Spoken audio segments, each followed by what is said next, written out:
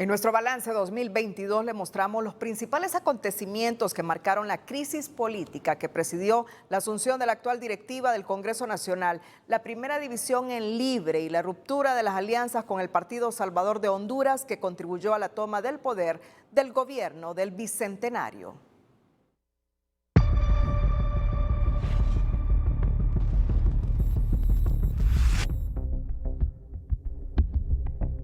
Conformar las bases mínimas para un próximo gobierno.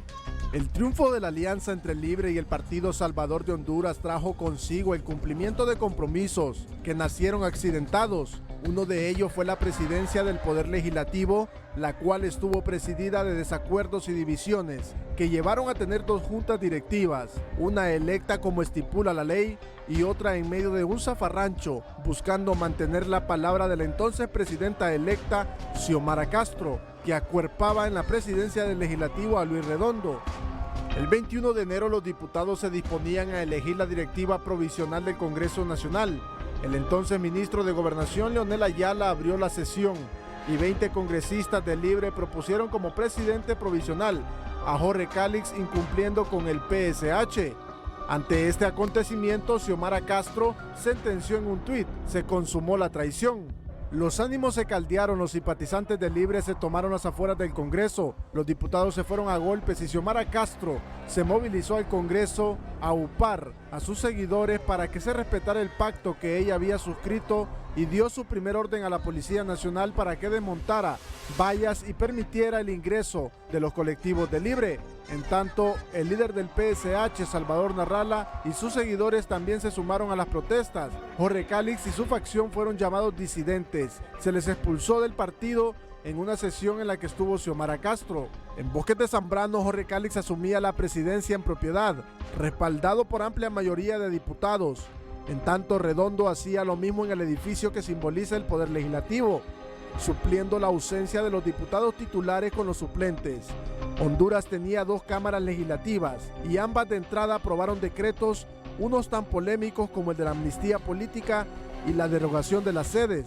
Libre iniciaba así su primera fractura antes de asumir el poder del país y previo a los preparativos de la toma de posesión, crecía la incertidumbre de quién iba a juramentar a la presidenta electa, si la directiva de Jorge Calix o la instalada por Luis Redondo, y el debate sobre la legalidad y la legitimidad en torno a la presidencia del Poder Legislativo también copó la tensión política y mediática en el país. Llegó el día de la toma de posesión de la mandataria electa Xiomara Castro y contra todos los pronósticos esta tomó posesión del cargo. Prometo ser fiel a la República. Juramentada por una jueza y no por Luis Redondo, a quien reconocía como único presidente del Legislativo. Este hecho avivó más la crisis en el Congreso y la facción disidente de Jorge Calix no podía llegar al hemiciclo. Se reportaron agresiones y hasta quemas cerca de sus residencias. Denunciaron que estaban siendo perseguidos por su mismo partido. La coordinación del Libre tuvo que intervenir y zanjar un acuerdo de unidad. En los salones de Casa Presidencial se anuló la expulsión de los rebeldes disidentes. Jorge Calix anunció que se hacía a un costado y declinaba sus aspiraciones, a la vez que rechazó un alto cargo ofrecido por Xiomara Castro. Pero en junio, una de las caras más golpeadas por la crisis del Libre, después de Calix, es la diputada Beatriz Valle, quien se destapa en explosivas declaraciones denunciando que el movimiento iniciado por ellos era del conocimiento y visto bueno del coordinador del partido y ahora asesor presidencial Manuel Zelaya, expresidente de la República. Valle detalló cómo se fraguó todo y denominó a Luis Redondo como el nuevo tramitador de Casa Presidencial.